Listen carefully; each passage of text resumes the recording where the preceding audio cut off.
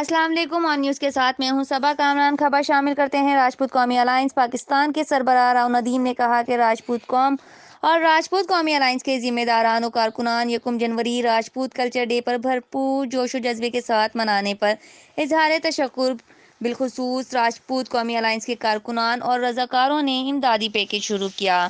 راجپوت قوم ملکیت خداداد پاکستان کو قائد اعظم رحمۃ اللہ کے اصولوں کے مطابق اسلامی فلاحی ریاست بنائیں گی۔ راجپوت قوم اپنی صف بندی کرے اور اپنی صفوں میں اتحاد پیدا کرے۔ رپورٹ کر رہے ہیں عبدالقادر، آن نیوز کراچی۔ اعوذ باللہ من الشیطان الرجیم، بسم اللہ الرحمن الرحیم۔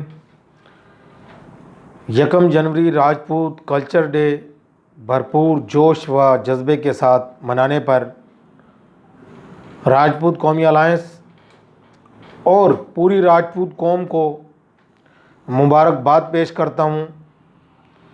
جن بھائیوں نے پاکستان کے اندر اور پاکستان سے باہر یکم جنوری راجپوت کلچر ڈے منایا، تمام بھائیوں کا میں شکریہ ادا کرتا ہوں۔